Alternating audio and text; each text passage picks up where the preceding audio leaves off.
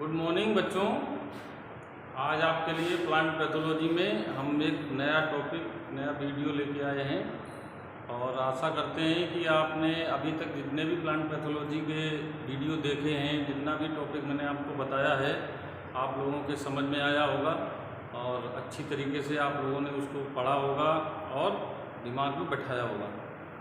आज बच्चों हम ऐसी फसल का ऐसा रोग लेके आए हैं जो फसल हमारे लिए बहुत ही महत्वपूर्ण है और हमारे जीवन में उसका बहुत ही इम्पोर्टेंट रोल है।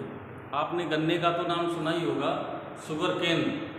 शुगर मीन्स होता है बच्चों, क्या होता है? शुगर मीन्स चीनी और केन मीन्स लाठी। तो चीनी की लाठी, इसलिए उसको क्या बोलते हैं? Sugar cane. हिंदी में इसका नाम है गन्ना, ईख भी बोलते हैं इसको, ठीक है ना। इससे तमाम चीज़ें, पहले तो यही मानो कि हमको गन्ने से मीठा मीठा रस मिलता है, उस रस से गुड़ बनती है, चीनी बनती है, तमाम अन्य प्रोडक्ट बनाए जाते हैं और चीनी के बगैर तो मनुष्य की ज़िंदगी आपको पता ही है अधूरी है भाई। बगैर मिठास के तो कुछ हो ही नहीं सकता है। तो बच्चों, गन्ना का बड़ा ही एग्रीकल्चर में बड़ा ही इम्पोर्टेंट रोल है। तो आज हम आपको गन्ने में एक ऐसा रोग लगता है जिस रोग के कारण गन्ने की फसल बर्बाद हो जाती है, उससे जो रस प्राप्त अगर भाई फसल बच भी जाती है। आपने देखा होगा किसी भी क्रॉप में कोई भी डिजीज लगता है तो 100% तो फसल नष्ट नहीं हो पाती है, कुछ न कुछ परसेंट जो फसल बचती है उससे जो प्रोडक्शन मिलता है, उस प्रोडक्शन की क्वालिटी कैसी होती है, कैसा वो फसल दिखने में लगती है, कैसा उसका टेस्ट होता है। तो मैं आपको बता दूं कि जो आज की जो डिजीज़ हम बता रहे हैं, ये डिजीज़ अगर गन्ने में लग जाती है तो गन्ने द्वारा जो रस प्राप्त होता है वो रस भी बेकार हो जाता है, उसमें बदबू सी आने लगती है और उससे जो प्रोडक्ट बनाते हैं वो प्रोडक्ट भी अच्छा नहीं होता है। तो आज हमारे शुगर केन में लगने वाला रोग है red rot of sugar cane. Red rot of sugar cane, गन्ने का लाल सड़न रोग, गन्ने का लाल सड़न रोग। अब बच्चों, ये लाल सड़न रोग क्या होता है, किसके कारण लगता है ये, तो ये सब सारी चीज़ें हम थोड़ी थोड़ी सी आपको बताएंगे और इस तरीके से बताएंगे जिससे आप लोगों के समझ में आए, आप लोग समझ सकें। जब इसके सिम्टम्स पता लग जाएंगे हमको, रोग कैसे होता है, क्या कारण है, सिम्टम्स जानने के बाद फिर हम उस रोग की रोकथाम कैसे करेंगे। पहले तो हम ये जानेंगे कि कैजुअल ऑर्गेनिज्म क्या है, इसका किसके कारण ये होता है, बैक्टीरिया के कारण होता है या वायरस के कारण होता है या फंगस के कारण होता है। तो इसका कैजुअल ऑर्गेनिज्म क्या है, फिर उसके बाद हम इसका कंट्रोल कैसे करेंगे, कैसे इसको कंट्रोल करेंगे, तो कंट्रोल भी आप लोगों को बताएंगे। तो शुरुआत करते हैं red rot of sugar cane, गन्ने का लाल सड़न रोग। अब इसका जो पहला पॉइंट है वो क्या है, सिम्टम्स, लक्षण क्या है इस रोग के। तो इस रोग के लक्षण जो है, प्रथम वर्षा ऋतु में दिखाई देते हैं। जो इसका सिम्टम्स है वो कौन सी सीजन में दिखाई देता है, वर्षा ऋतु में ये रोग गन्ने में दिखाई देता है, ठीक है। उस समय पौधों की ग्रोथ एंड डेवलपमेंट कैसी हो जाती है, रुक जाती है। ये रोग जब पौधे में लगता है, प्लांट में आता है, जब बरसात होती है, और बरसात जब होती है तो उस समय क्या होता है बच्चों, पौधे की जो विकास और वृद्धि, जिसको ग्रोथ एंड डेवलपमेंट कहते हैं, ग्रोथ एंड डेवलपमेंट दोनों रुक जाता है। क्यों रुक जाता है, उसका कारण होता है कि गन्ने में सुक्रोज का बनना स्टार्ट हो जाता है। किसका बनना स्टार्ट हो जाता है, सुक्रोज का, मतलब जो मिठास है उसकी, उस मिठास का निर्माण शुरू हो जाता है, इसलिए गन्ने का ग्रोथ एंड डेवलपमेंट रुक जाता है। उसी समय ये अटैक करता है, ठीक है ना। अच्छा, अब जब इसने अटैक कर दिया, हमारे प्लांट को इन्फेक्टेड कर दिया, तो सबसे पहले इन्फेक्शन इसका पत्तियों पर होता है, लीफ पे होता है, और लीफ इन्फेक्टेड होते होते पत्तियों का रंग बदलना स्टार्ट हो जाता है, पत्तियों का रंग बदलना स्टार्ट हो जाता है। पत्तियां हल्की सी पीलापन ले लेंगी, हल्का सा पत्तियों में लाल धारी जैसी बनना स्टार्ट हो जाती है। फिर जब पत्तियों में रंग बदलना स्टार्ट हो जाता है, इसके बाद आफ्टर दिस प्रोसेस गन्ने की जो टॉप की पत्तियां हैं, ऊपर चोटी की जो पत्तियां हैं, वो पत्तियां कैसी होने लगती हैं? मुरझाने लगती हैं। जैसे ही पत्तियों का कलर पीला या हल्का सा लाल पड़ना स्टार्ट हो जाता है, तो ये इस प्रोसेस के बाद गन्ने की जो पत्तियों की चोटी होती है, ऊपर टॉप होता है, उस टॉप को इन्फेक्टेड करना स्टार्ट कर देता है। और इन्फेक्टेड होते होते वो पत्तियां जो हैं कैसी हो जाती हैं? मुरझा जाती हैं, मुरझाने लगती हैं, और मुरझाने के बाद धीरे धीरे सूख जाती हैं। ठीक है ना? अच्छा, जब पत्तियां मुरझा जाती हैं और हम उस गन्ने के प्लांट पौधे को जब हम तोड़ते हैं, उखाड़ते हैं गन्ने को, और उससे जो जूस निकालते हैं, रस निकालते हैं, उस रस में दुर्गंध आना स्टार्ट हो जाती है। दुर्गंध आना स्टार्ट मतलब बदबू आना स्टार्ट हो जाती है। क्यों भाई, क्यों बदबू आना स्टार्ट हो जाती है? बदबू इसलिए आना स्टार्ट हो जाती है कि जो कवक की एंजाइम क्रिया, जिस कवक के द्वारा ये डिजीज रोग फैलता है, उस कवक का क्या होता है? वो एंजाइम की क्रिया द्वारा सुक्रोज को ग्लूकोज में, सुक्रोज को काय में ग्लूकोज और एल्कोहल में बदलना स्टार्ट कर देता है। काय में ग्लूकोज एंड एल्कोहल में बदलना स्टार्ट कर देता है। इसी कारण इसमें बदबू आना स्टार्ट हो जाती है, दुर्गंध आना स्टार्ट हो जाती है। और पत्तियों एवं तने के मध्य, पत्तियां और तना, पत्तियों एवं तने के मध्य का सिरा जो है वो लाल रंग का होना स्टार्ट हो जाता है। कैसे रंग का स्टार्ट हो जाता है? लाल रंग का। आपने देखा होगा बच्चों, मैं आपको बता रहा हूं, सपोज दैट ये गन्ने की क्या है? पत्ती।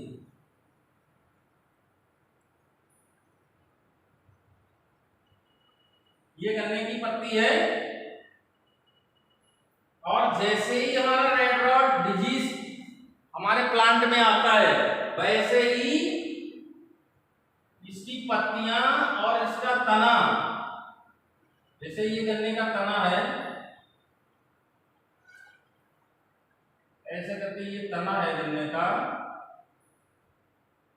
और आपने देखा होगा बच्चों, अक्सर तने के मध्य में जो हमारा गन्ना होता है, उसका जो तना होता है, उस तने के मध्य क्या होता है? स्पंजी टाइप का भरा रहता है। प्रोडक्ट कैसा बना रहता है? स्पंजी टाइप, स्पंज टाइप का, और उसी में हमारा रस भर जूस भरा रहता है। आपने देखा होगा, गन्ने को खाया भी होगा, तो जो हमारा तना है, उस तने के मध्य ये स्पंज भरा रहता है, ऐसे ऐसे करके। उसी स्पंज में क्या होता है? रस भरा रहता है। और जैसे ही हमारा प्लांट इन्फेक्टेड हो जाता है, तो इस प्लांट, इस तने के मध्य में, इस तने के मध्य में लाल लाल सी सिराएं, ऐसे धारियां लाल कलर की बनना स्टार्ट हो जाती हैं। इस कलर की? लाल कलर की। गन्ने के तने को आप बीच से फाड़ेंगे, बीच से आप ऐसे करके फाड़ेंगे, तो आप देखेंगे कि उसमें लाल लाल सा सिरा बनना स्टार्ट हो जाता है, या लाल सिरा अगर बना है तो आप लोग तुरंत जान जाओ कि हमारे इस प्लांट में रेड रॉट नामक डिजीज घुस चुका है। ऐसे ही पत्तियां जो है, पत्तियों की मध्य की सिराएं, सिराएं तो ऐसे ऐसे होती हैं, आपको पता ही है पत्तियों में, लेकिन जो मध्य की सिराएं हैं, एक या दो, उन सिराओं का रंग कैसा हो जाएगा? रेड। कैसा हो जाएगा? रेड। तो ये इसका मेन सिम्टम्स है। कैसा हो जाएगा? Red colour, CLOU colour. ठीक है बच्चों? तो ये इसके सिम्टम्स हो गए, ये इसके सिम्टम्स हो गए। अब नेक्स्ट जो हमारा पॉइंट आएगा, नेक्स्ट पॉइंट आएगा हमारा, वो क्या होगा? जो पॉइंट है बच्चों, वो कैजुअल ऑर्गेनिज्म। ये किसके कारण ये रोग फैलता है?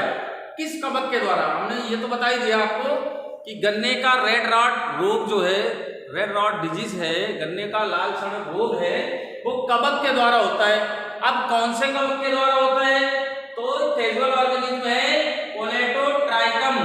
क्या नाम है इसका? Colletotrichum falcatum, Colletotrichum falcatum. बच्चों इस चीज को जरूर याद कर लेना, कैजुअल ऑर्गेनिज्म को आप लोग सारी चीज अच्छे तरीके से लिखाएंगे पेपर में, फिगर भी बना देंगे और सिम्टम्स भी लिख देंगे, कंट्रोल भी लिख देंगे, लेकिन जब तक कैजुअल ऑर्गेनिज्म ना आप लोग नहीं लिखेंगे तब तक जो है एग्जामिनर जान नहीं पाएगा कि आप अच्छे ढंग से इस रोग के बारे में जानते हैं। ठीक है ना? तो आप लोग तुरंत जैसे ही पॉइंट लिखने को आए कैजुअल ऑर्गेनिज्म, या कभी कभी ऑब्जेक्टिव में पूछ लेते हैं कि रेड रॉट डिजीज का कैजुअल ऑर्गेनिज्म है, 4 ऑप्शन दिए होंगे। अगर आपको पता है कोलेटोट्राइकम फाल्केटम, आपको जैसे दिखे खट से टिक मार देना। ठीक है ना? तो इसका कैजुअल ऑर्गेनिज्म हो गया कोलेटोट्राइकम फाल्केटम। ठीक, अब बात करते हैं बच्चों नेक्स्ट पॉइंट की। अगला पॉइंट है हमारा कंट्रोल। इस रोग की रोकथाम हम कैसे करेंगे, कैसे इस रोग से बचेंगे? तो कंट्रोल में आते हैं। कंट्रोल में हमारे 5 पॉइंट हमने छांटे हैं अच्छे से, 5। अगर इन पॉइंटों के अकॉर्डिंग हम अपनी गन्ने की क्रॉप अपने फील्ड में लगा रहे हैं तो उम्मीद है कि 99% हमारे गन्ने की फसल में ये रोग नहीं आएगा। कैसे? इसका पहला पॉइंट है कि अच्छी उर्वरा शक्ति वाले खेत का चुनाव करना चाहिए हमको। हमेशा हमको गन्ने की फसल उस खेत में बोना चाहिए जिस खेत की फर्टिलिटी कौन सी हो, उच्च किस्म की हो, अच्छी हो, यानी कि हमारे खेत की उर्वरा शक्ति अच्छी हो, उसी फील्ड में हमको गन्ने की फसल लगाना चाहिए। ये पहला पॉइंट हो गया हमारा। दूसरा पॉइंट है रोग का प्रसार बहते हुए जल से होता है। ये जो रोग है इसका एक्सटेंशन प्रसार कैसे होता है? बहते हुए जल से। गन्ने में जब हम सिंचाई देते हैं तो इसका जो कैजुअल ऑर्गेनिज्म है कोलेटोट्राइकम फाल्केटम, वो पानी के साथ बह के और गन्ने की प्लांटों को इन्फेक्टेड करता है। ठीक है ना? इस चीज को आप दिमाग में रखना। तो हमको करना क्या है कि जो हम इरिगेशन दे रहे हैं अपने क्रॉप में, अपनी फसल में, इरिगेशन चैनल हमारा अच्छे ढंग से सिस्टम हमारा इरिगेशन का है वो बहुत ही अच्छे तरीके से हमको मैनेज करना है, यानी कि सिंचाई का उचित प्रबंध हमको करना है। उचित प्रबंध के द्वारा हम इस रोग से बच सकते हैं। ये दूसरा पॉइंट है। तीसरा पॉइंट है बच्चों हमारा स्वस्थ एवं प्रमाणित बीज। भाई हमको हमेशा सर्टिफाइड बीज ही बोना है और हेल्दी बीज, स्वस्थ ऐसे सीड को बोना है जो सीड जो है हमारे स्वस्थ हों और प्रमाणित हों। ऐसा नहीं कि हम ऐसे ही किसी के खेत से गन्ने का सीड ले आए और हमने लाके अपने सोई कर दी अपने फील्ड में, नहीं। ठीक है ना? अगर हमको इस रोग से बचना है तो स्वस्थ एवं प्रमाणित बीजों का चयन करना पड़ेगा। अगला हमारा पॉइंट है चौथा। चौथे पॉइंट में हमको क्या बताया गया है, क्या हम बता रहे हैं आपको कि 6% कार्बनिक पारा युक्त कवकनाशी, 6% कार्बनिक पारा युक्त कवकनाशी कौन कौन सा? जैसे एग्लाल है, आपका एरिटान है, इसके 0.25% घोल में गन्ने के टुकड़ों को डुबोकर हमको बुवाई करना है। ठीक है ना? कितनी देर डुबोना है? 5 मिनट तक। इसको 5 मिनट तक गन्ने के जो टुकड़े हैं उनको इस कवकनाशी में 5 मिनट डुबोकर रखना है। उसके बाद टुकड़ों को निकालकर बुवाई कर देना है। ठीक है बच्चों? अब अगला हमारा जो 5वां पॉइंट है, सबसे इंपॉर्टेंट पॉइंट है कि हम खेत में उस चीज को आने ही नहीं देंगे तो हमारे खेत में इन्फेक्शन फैलेगा कैसे? वो कैसे कि हमको वो वैरायटियां बोना है अपने खेत में, अपने फील्ड में, जो इस रोग के प्रति रोग रोधी हो, मीन्स उन किस्मों में ये रोग आता ही नहीं हो। कैसे? हमको हमेशा ये जो हम आपको कुछ वैरायटियां बताएंगे उन वैरायटियों को ही हमको लगाना है जिससे इस रोग से निजात पा सकें। कौन कौन सी वैरायटियां हैं हमारी?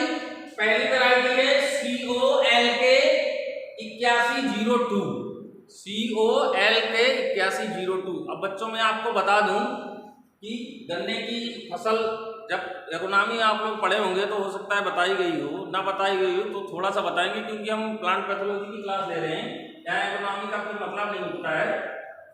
मैं आपको बता दूं कि अगर आपसे कोई पूछ बैठे कि COLK क्या है, COLK तो CO का मतलब होता है कोयम्बटूर।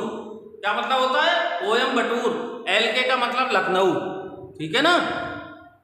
तो ये COLK कुछ वैरायटियां करने की आपने देखी होंगी। COS का मतलब होता है कोयम्बटूर शाहजहांपुर।